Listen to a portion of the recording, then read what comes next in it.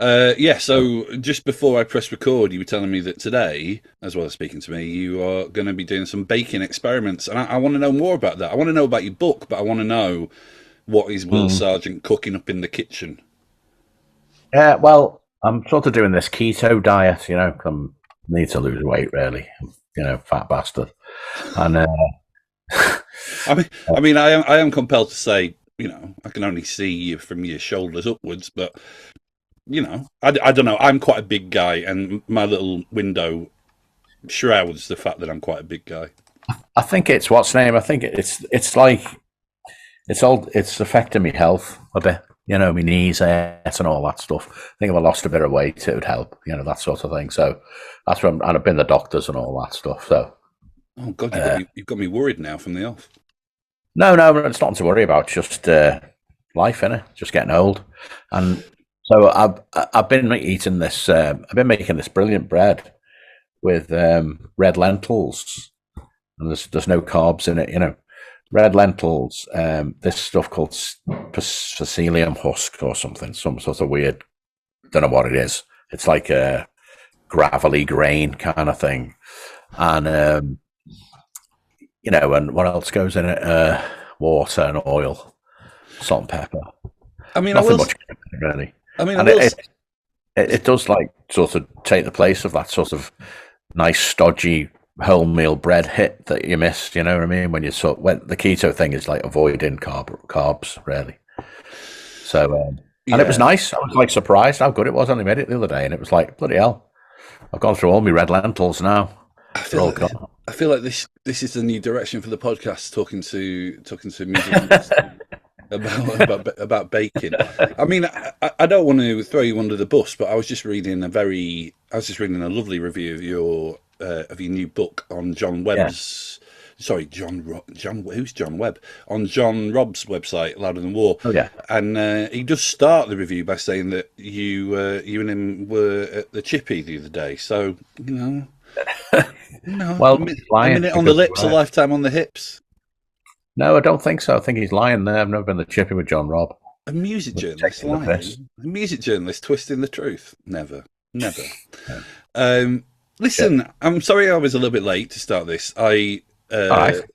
I woke up and I realised, and I wear a t-shirt to bed. That's a bit too much detail, maybe, but I wear a t-shirt to bed. So sometimes when there's an interview early in the day, I just wear what I was sleeping in. I kind of wash my face and everything. But I realised I had a massive coffee stain on my t-shirt, and I thought I can't speak to a member of one of my favourite bands wearing a t-shirt with a massive coffee stain on. So you can't see any coffee stain now. I'm clear to go. Yeah, you're all good. Oh, You're all good, good. good. It would have been very embarrassing. Listen, I'm not all the way through Echoes, but I'm about halfway through. It's been out for how long has it been out for? A couple of weeks. It was July when it came out, wasn't it? Been Well, out for more than a couple a of couple weeks. of weeks, and then a couple of weeks, and then a couple of weeks. How Yeah. are you feeling about it at this point into its release? Um, Good. It's been great so far. I've done loads of these in-store things, and I've got some more to do. I'm doing one next week in Leeds, the Louder Than Words festival, and then one in Liverpool at a place called Oh Me Oh My. That's like Waterstones are putting that one on. Amazing. Uh, yeah, it's been I really like doing them because I like chatting to the fans and all that, and oh, I saw you in '82. You were great and all that. Like it's just keeps them happy, doesn't it? And it keeps me happy. It's good. Well, I well, enjoy doing it. I find that really interesting because when I was, the Bunnymen are one of my favourite bands, and when I was growing up, I just thought you were so mysterious. Like I was like, who are these people? They don't look like people I know, and I didn't know loads about you. So when you wrote your first book, and then obviously continuing it with Echoes, I was like, I was a bit drunk on the sort of scene behind the TMI, curtain. Do you too know what I much mean? information. Yeah, I know what you mean. Like that's why Bowie had that thing, didn't he? That sort of mysterious thing that even makes him more interesting. You know. But Um, I guess the question is what made you go, okay, I'm ready to show people who I am. uh, I think it started off really when I was doing these. There was a label put out the first four albums in like these nice packages with heavy, thick cards and 180 gram vinyl and all that stuff. We've got one here, actually, like this sort of thing. Oh, right, yeah, lovely. I don't know whether you've seen them, and it's all in here. Yeah, yeah. Right, they asked me to write something, about the records. Oh, right, okay. I sort of started doing that, and I really enjoyed doing it. And I thought, well, this is good. And then I met this girl called Jennifer Otter Bickerdike, Good name. who, do you know her? She wrote a book on Nico and Yeah. one called Why Vinyl Matters. But she was doing an interview for a magazine. It was like a vinyl magazine, I don't think it lasted long. Yeah, I think. And anyway, got to know her a bit, and then eventually talking to her about writing and that. And she put me in touch with this agent called Matthew Hamilton. Who is I sent him some. Who is my agent as well? Oh, really? Well, I got just sent him some stuff, and he liked it, and took it from there. And I've really enjoyed doing it. But yeah, I guess though there must be some kind of. I don't want to get too kind of shrinky on you, but I guess there's got to be some kind of psychological shift to be like, I'm going from the unknowable guitarist in Echo and the Bunnymen to being, I'm going to tell you everything about my life. I don't know. I don't think about them sorts of things. Okay. Okay. I'm from that generation where you just got on with it. It's not like yeah. All that stuff in the book about me parents being nut jobs and all the rest of it. It wasn't a big deal at the time. It's only like looking back from now and thinking, bloody hell, they were. Because I'm a parent now, and obviously, I'm a modern parent. I haven't gone through the war. I haven't been anesthetized to feelings or anything. Yeah. So it's kind of, I don't know. It's a bit. I mean, it's no big deal. It's not like I'm crying and me, sitting in bed crying every night or anything. I'm not. I don't really give a shit. It's just what happened. Well, I think the difference is I think that there's a shift. Maybe it's a generational shift in that when they think about their parents or their upbringing, they attribute, and so, sometimes with good reason, but being a parent is hard. Like, life is hard, life is messy, and I think there's been a bit of a shift really where people they look back and they attribute blame, whereas I think that perhaps people of your generation and even through to my generation, I'm 43, actually have a bit more. I don't know, they sort of a less fervour to blame people for the problems that they've had, because it doesn't feel like that's what you do, although you do lay out some pretty tricky stuff. Yeah. Well, yeah, but it's what happened, and I'm just trying to tell the truth. I like the truth. That's my problem. Yeah. How does that feel? I mean, I've just finished writing a book, and there's a lot in there about my upbringing, and I would rival you for it being tricky. Right. And I found that really hard in terms of like representing people fairly and not wanting to do anyone a disservice. And there's some people still alive, and I was very conscious about not kind of embarrassing them and stuff. Did you say that you love the truth, but did you find any of that challenging? Yeah, there was odd bits like, where you think, this is painting me dad in a really black light. And but he kind of was. It was kind of like, I sent it to my sister and she read it. She said, yeah, that's exactly how it was like, what it was like, this weird, ominous threat all the time. Yeah. And my sister and my brother used to get battered. Somehow I managed to escape too much of that. I don't know why. I can't. They always said that I was the favourite. I don't know why. Bit weird. Yeah, yeah. No, it is. I mean, did you feel? I mean, was it good being back in that place, or did you find that difficult? I loved it. I loved going, like, thinking, like, I can imagine everything about the house and even where the plug holes were and the shitty taps that were like all mossed up, and you know what I mean. I can remember everything. The fucking toilet paper made out of newspaper, all that, you know. I've got a And feeling that you're going to deflect some of these questions actually, but I'm going to try anyway. I'm going to stick to what I normally do. Did you find, I mean, you're 65, right? yeah, So, I hope you have many, many more years with us, Will. But, maybe closer to the end than to the beginning. Do yeah. you, did Was that on your mind when you started writing these books? Um, I think it's quite good to get your life down a bit so your kids can read it and have a listen, listen to it or whatever on Audible, do whatever, and like think, oh yeah, that's what my dad was, went through. That's kind of good. Yeah. But it wasn't particularly on the forefront of my mind. It was more, uh, this is a creative outlet that I've got now that I haven't got in the Bunnymen. Okay. But you still, I mean, you Kind still, of sidelined on the Bunnymen. I'm kind of like, I don't contribute to the songwriting anymore. It's just I'm just the guitarist. how does that make you feel? Shit. Well, But why at do you the do same something about time, it? I can't do anything about it. I mean, like, that's the way it is. There's nothing you can do. Yeah, but they're your It's been band. like that for a few records.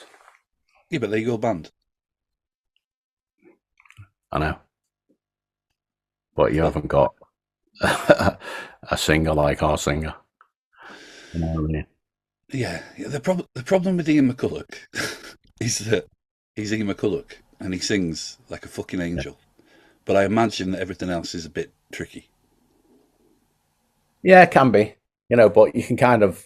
It's like I suppose um, I can sort of just tuck it all away and just get on with it. But You know, when did that get to that I can't point be though? bothered. Well, What? well, when did that get to that point? Like, because you were always the sort of Just kind of drifted in slowly, and I kind of like, you know, would I you don't would, know really. There's no one really, sort of in my corner, if you know what I mean. Sort of, because he's too aggressive and too, don't know. It's just a weird one. I'm I not. can't explain it myself. I don't like it, but I can't explain it. And the other thing is, I'm not really sure I want it anyway anymore. You know what I mean? Do you have songs in your head though?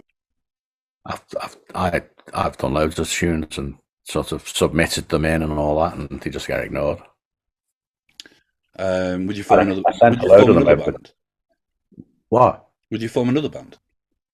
It's too old, and it's 65. It's a bit, Fuck you know. off! He's 65. You're just getting started. No, it's well, I did, and I started that thing with Les Poltergeist, Yeah, and like we played in Bristol. There was 8 people there. yeah, but the music industry's on its arse, isn't it? There is that. That was I think 50. I think Yeah. if you went out as Will Sargent, I think people would come and see you play. Yeah, but I can't do anything. What can I do? I can just make noises and Yeah, but they're good noise. They're good noises. They are good noises. No, there's that thing like Johnny Marr goes out, doesn't he? Johnny Marr, and he doesn't sing everything. Johnny I Marr don't can think. sing.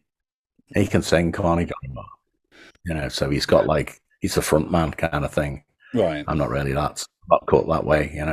Do you ever do you It's sing in the just shower? never. The shampoo would crawl back in the bottle. Fair enough. Fair enough. I mean, you say that about doing, like people not turning up, but there's been so much love about these two books. I mean, that must make you think people value what you have to say. Oh yeah, yeah. That's it's that side of it's great, and I understand all that.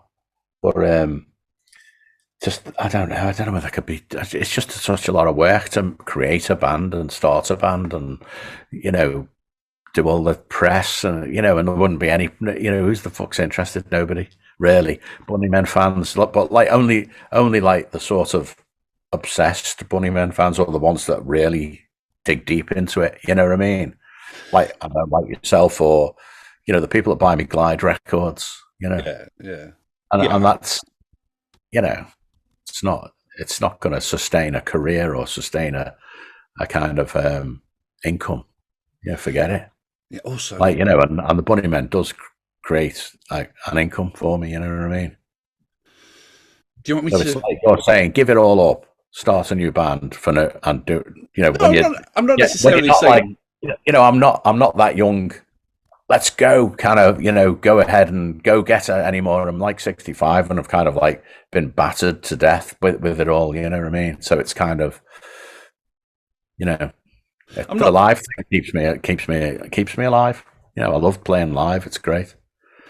Yeah, I'm not much of a fighter, but do you want me to fuck up Ian McCulloch for you? No, Okay. All right. Well, we've got an agent. You know where I am. If you know you need, if you do need someone in your corner, let me know. So no, it's not worth it. I'd rather just keep it as it is. I don't really knock around with him. I don't see him much, so it's not a problem. it's. I mean, I knew that you weren't. I knew the Bunnymen weren't the monkeys, right? I knew that you weren't living together and riding around on tricycles. But it's so weird, when you go from being a fan to someone who writes about music and talks about music to realise that so many acts that you love are, you know, you know, Yeah, distant. It's like, dysfunctional. yeah, yeah. It's tricksy. Do you like that new old Beatles tune? It doesn't really affect me. I'm not really that interested. Did, you know, did the whole of Liverpool just not I wasn't a stop with massive that? John Lennon fan. Right. Okay. He's a bit of a turd, wasn't he? Do you know what? I was watching. They've made a little. I mean, I love the Beatles, right? I won't be a word against the Beatles, but I I was. prefer Paul any day. You got sorry. I prefer Paul and George. Well, I love John, but I mean, Paul's the Paul's the man, isn't he? But Well, I think Paul was the one that was interested in all the out there stuff. He was the one that was like kind of delving deep into odd music and trying to bring it into the pop format and everything. I think it was more him than John. He's a bit of a rocker, wasn't he? Really? yeah, I do think though when you look at when you look at that Hamburg stuff and like John's screaming his head off, it's quite punk. Like I love that. I love the Yeah. sort of the slightly there's just a sense of sort of violence just below the surface about John Lennon. I love that. I mean, he was a violent man, wasn't he? But anyway, the reason I say this is just I don't know why I'm saying this, but I just thought of the Beatles. But one of the things I'm going to tie it back to the book because I'm kind of a professional. This you really in Echoes. You're really into Liverpool. You're really into that scene, and I thought that was really. I've just finished Ian Brody's book, Oh yeah. and it's kind of nice. I think your two books being on the shelves at the same time, Yeah. and I'm really interested in like local music scenes. I was kind of not that anyone really Paul outside of. Simpson's is coming out as well. Oh right, okay, I'll okay, be out any minute. yeah. I mean, is there some? Did you all meet up in the pub and say, you know what, it's time to get our story out? No, Paul's been doing this for ages, but he's Yeah, just never had an outlet for it. He's that thing that he's done. It goes back. Yeah, I've read loads of it. It's dead funny. It's really good. yeah, Um, but he's got like a sort of a different angle on it. But it's not all about that thing in his book. A lot of it's to do with like what's going on with the wild swans as well, and going to like the Philippines and like the big in the Philippines and that. It's kind of interesting. how do you write? What time of day do you write? Anytime. But are you quite disciplined or? Well, I haven't started the new one yet. I'm just at the stage of writing down things, that I want to remember and I want to write about. So it's stuff that's stuck in my head. Like we went on holiday to the Soviet Union in 1983. Me, Les, and Jake and Bill Butt. It was all lighting man. Yeah. Load of girls, girlfriends and whatnot. And that was an amazing 2 weeks. We went to Moscow, Leningrad, and a place called Kazan, where no sort of people from the West had been since 1948. Wow. It was like a political indoctrination holiday. What I mean? It was all like we had a kind of chaperone, this dead Right. glamorous Russian woman in a fur coat, that lived in the Winter Palace.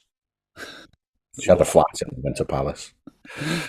And she took us around everywhere. Lenin's exile house and bloody all kinds of. We saw quite a lot of graves from the Second World War, churches, and things like that. Yeah. Great. No, Kazan was amazing. It's like right east. It's quite a bit out, away from Moscow. Yeah, I would love to get to that part of the world, but I'm not sure I want missiles flying over my head. Yeah, but it was different then. It was like the war hadn't become hot. It was still nice and cold, So it's kind of there is that line in the book that the Cold War is your favourite war. Well, it is. I love all that stuff, like spies and like I'm sure there was like on that holiday. I'm sure there was one lad in particular that was not up to what he should have been doing. You know what I mean? I think I've got no evidence, but he did go off to the British Embassy every morning for breakfast. I wish I'd lived in that era. I mean, like I say, I was born 1980, so there was a Cold War going on all the way through my childhood, but it didn't. I wasn't aware. But I wish I'd lived more of those times where you went to places but you didn't know anything about them because you hadn't seen a video on YouTube or whatever. Yeah. I bet that was amazing. Yeah, like it's the ridiculousness of it, of the system over there. It was just nuts. There was some, like, everyone's in the army for a start, even if you live with your mum. Yeah. And some of the lads that were on this thing, it was kind of like a Polytechnic in Liverpool put it on, and it was like Commersol Young Communists or something. And we just gagged in on it because we knew one of the girls that was sort of organising it. Me, Les, and Bill Butt and everybody. It was £200 for 2 weeks. Listen, you're going to have to help me with that word. Gagged. Sort of, gagged is just like, forced your way in, if you like. Gagged. I love that. I like that. I'm Yorkshire, so some of this stuff flies over my head, but gag. I love that. I might use. Can I use that? As a person from Yorkshire, am I allowed to use that? Of course you can. It's just a Liverpool word. Oh, I love that. If somebody's like, say you're in a little gang and there's like somebody that you don't like and they're trying to gag in your little, it's a bit, I suppose it's a bit like a ligger, No, I like that. Oh, gagged. I love it. My wife's from Birmingham. We've been together 10 years and I find myself using Birmingham slang all the time now. I'm like a magpie, just picking bits I like. Listen, I know we're sort of almost at half an hour, but let me just ask you a few more things about the book. As much as you like. I sort of try to keep them to a time, and also I've got a feeling. I've also got a feeling that, I've got a feeling that you're going to write many more books, so this might not be the last time we speak. How many books? How many books do you think you're going to split it across? I don't know. I've started two novel type books as well. Oh, hello. Well, that was actually before any of this. Amazing. That was like donkeys years ago. Right. And they're finished? No, they're not finished. I lost interest in it, kind of. I started like a science fiction one, and I used to send, it was a long time ago, and I used to send the what I'd written to Paul Simpson, and he'd read it to his kid, and his kid loved the story. It was like a sci-fi thing, and he was waiting for the next episode, and then it sort of got to the point where it was just, I guess, got too busy, I think, or me. I kind of like drift around a bit, like 1 minute I'm doing art. I have to do something creative. Yeah, of course, yeah. Take up the place of not being creative in the Bunnymen. Right, this is it. Yeah. So what are you going to do? Just imagine I'm your careers advisor, right?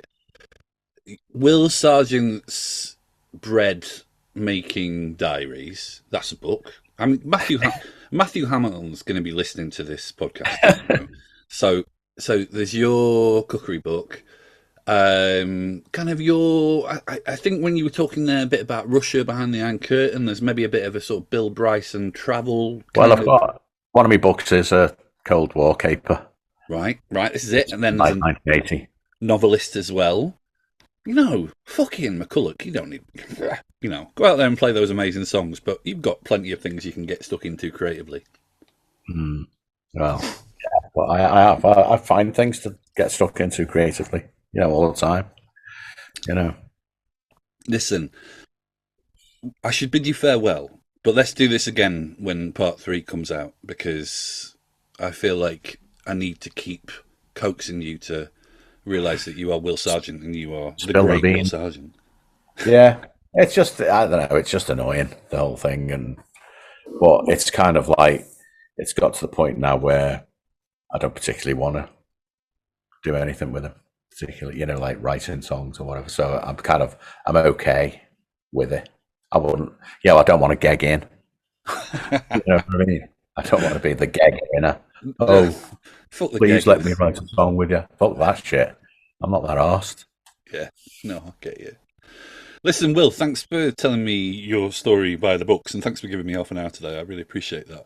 Okay. I hope we speak again at some point. All right, nice one. Thanks a lot. Take care, man. See you.